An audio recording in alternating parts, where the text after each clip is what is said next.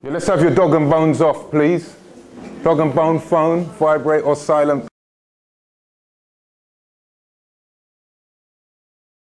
It's my pleasure to extend a very special welcome to the High Commission this evening. I think the guest speaker will require no introduction. Somebody who is very well known. I myself have had the pleasure of meeting him on a number of occasions, I think, in discussion regarding this event. I can tell you that here at the High Commission, it was very easy for us to say, of course, we will gladly partner with you and have an event of this nature here. It is in keeping with our own commitment to ensuring that we have the High Commissioner be a space for Jamaica and Jamaicans to engage in dialogue. So my tenure at the podium will be very, very limited. Just to say welcome and thank you. Sit back, relax, and enjoy. And I do hope you'll have a very pleasant evening. Thank you.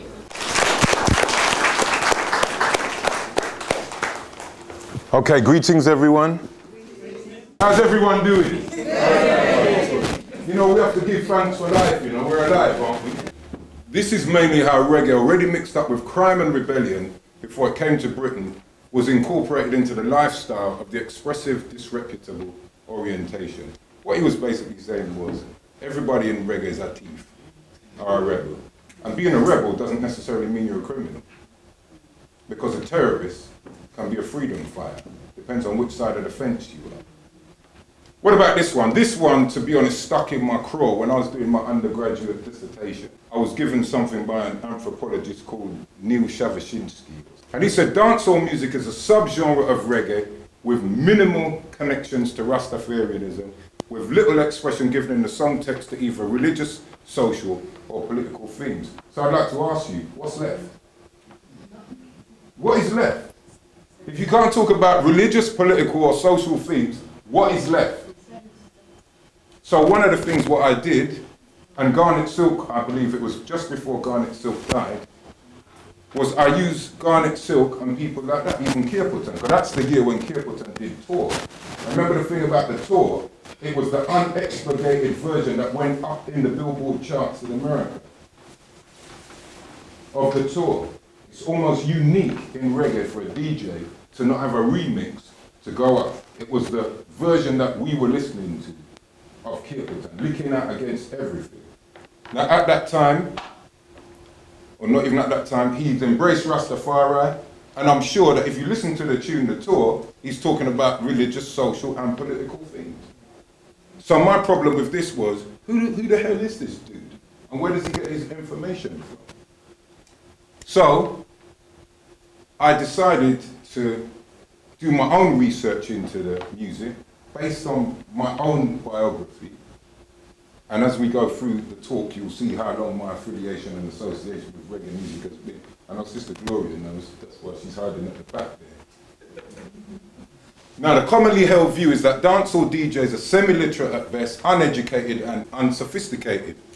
While Henry, whose stage name is Leslie Lyrics, is on the threshold of opening new frontiers of respectability to the way people view them, being the first DJ to venture into the realms of academia. I don't actually know if that's true, but I was interviewed in the Sunday Observer. Now this bit I like, and if you understand Jamaican people, they like this. It's not good enough to be an academic, but so far the plumbing engineer of 20 years has already broken new ground. Can you have to know for Tonya and you know? Because you know certain things you got, yeah, they got it all up here, but them can't, you know what I'm talking about. And I remember when I was reasoning with the brother, it was a brother called Basil Waters. When I was reasoning with him, he said, yeah, we love them, you know, because when people listen to you and they know that, they'll think just because I'm a plumber doesn't mean I can aspire to other things. And just because I'm up there doesn't make me think I'm higher than a so-called plumber. Yeah. This was another interview I did in Jamaica. This kind of annoyed me, you know. They always get the pictures when you're angry, like, it just need one in the above there. They never get the pictures when you're nice and calm. So, like, you know, if that wasn't there, you'd think, what's your next mud rasta man? This was in 2006 when I launched this book at UWI. And, you know, respect to Cecil Gutsmore and Prof. Caroline Cooper, because they always look after me well when I go to Jamaica. And it says, a critique from the street refutes stereotypes. And this is the cover of the book. What do you notice about this? And those who've been to my talks What do you notice about this? What's happening here? You got the Union Jack in Jamaican colours. You got a mic, but what's that on the mic? Why's it got barbed wire as the mic cable? See, for those of you, I'll give you a little crash course in semiology now, semiotics. Breaking down science and symbols, so I'm not even charging you for it. So look at this now. We got a microphone with barbed wire. Why barbed wire on a mic? You can sing on a mic. I can't sing, that's my singing, you know. But I could also say, why y'all get on my nerves, you know, I'm gonna bury you. Mic. It's what you do with it, again. But what is this here? What kind of a circle? Record. What kind of a record? LP 7-inch? Bit of confusion there, yeah? I've never seen an playing 7-inch in my life. 7-inch. The reason why that record is there and why it's in the centre is because without the 7-inch, no dancehall culture, no DJ culture, no hip-hop culture. Absolutely none. Our parents who came in from the Caribbean didn't bring with them their kaiso, calypso, their ska, blue beat, reggae, whatever it was, and our brothers and sisters from the continent bringing in their Afro jazz stuff, zouk, whatever we want to call it, from wherever, we wouldn't have these cultures. Sound systems, and again, some of those who've seen some of the other talks I do, when you're listening to a car now with those big sound systems, that comes from us, absolutely. That comes from us. They were trying to recreate and refine those sounds so you could have them in a car. Because what did the youths used to do in the 70s and 80s? They used to get speakers and just rig them in the back, and sometimes, look, see the woman speaks up here? Because they had to have the bass in the car. Remember that? We used to do it. We would just bore holes in the dashboard and put speakers in there. Because we had to have it recreated. Seen General Trees live? General Trees, who's ever seen him? What did General Trees used to do? One, he used to come out dressed as a jockey. And if he felt like rolling on the ground, he'd roll on the ground. He used to do all kind of madness. I remember the first time he came to England and he used to have this tune that went, any rhythm I ride, any rhythm phenomenon, any rhythm I ride, any rhythm. Most DJs specialize in rhythm. They want Shankai Shaker, turn me looser, Johnny Dollar, come rock with me. And then he would go, but General Cheese and right, and he'd roll all over the ground. I remember when we went up Slough and saw him, I thought, what the hell is this? I never saw anything like it. He was chatting his lyrics and then he was rolling on the ground chatting the lyrics. General Cheese. And Daddy Freddie ain't far behind him. So I'm saying, what would happen if people saw them in action? Because for us, culturally, it makes sense. We understand what it is. It's an act. It's a performance. But what happens if somebody doesn't know it's an act or a performance? They'll use their cultural frames of reference to judge something that they don't understand. And then what happens? We don't generally have the power. So that's why I put that there, because to me, it was a serious reference point.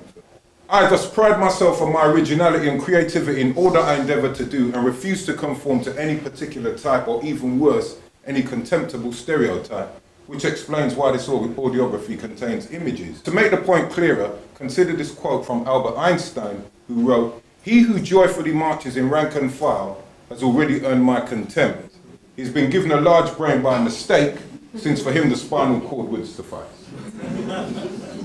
Now for me that sums up what I think we should be striving for. You know, God is the Creator blessed us with some beautiful equipment out here, but many of us choose not to use it. That's fine. But if you're acting like you're an advocate for something and then you're not using it, then I have a problem with that. Now, as I've already explained this to you, it's my audiography, kind of autobiographical, and it's in any order the lyrics came to. Jack is a term I used to describe my mother. In this world, you know I love that woman like no other woman. The islands, the lyric I've known, cause from the sea was sown until now I'm grown. But I just got flown to make it on my own. I know in my heart that I never stand alone. Cause when things are rough and I'm feeling kind of low, sit back and room, my mother had grown. From too far to visit, I just reached for the phone. I got my mother's number, to know advice, better hear from her wisdom will always suffice. To post on my confidence, to feel fresh hope. so I won't touch your door, but put my neck in a row. She's the one I rely on, in whom I depend, a shoulder to cry on, my greatest friend. Now that record is obviously a tribute to him, my mother. However, when we recorded this record, and I think again the first time we recorded it and we were touting it to record companies, because I was signed to a reggae, hip-hop, reggae rap label at the time, and myself and my cousin produced the track, or he produced it I should say, and we went to record companies and some of them were saying it's too sentimental. Too sentimental. What do you make of that? Too sentimental. Again, it comes into that little stereotype that as Africans, especially African men, you're not supposed to be sentimental. You ain't supposed to love your mum. You know, that is problematic. So if you read the rationale, one of the things I say was white boys at school used to call me a mummy's boy. And I didn't even think it was an insult. I thought, well, what's wrong with that? That's who you are. That's what I am. So when they used to say, shut up, Henry, you're a mummy's boy, I said, thanks. What was I supposed to say? You know, I was actually proud of being that. But to every coin, there's a flip side.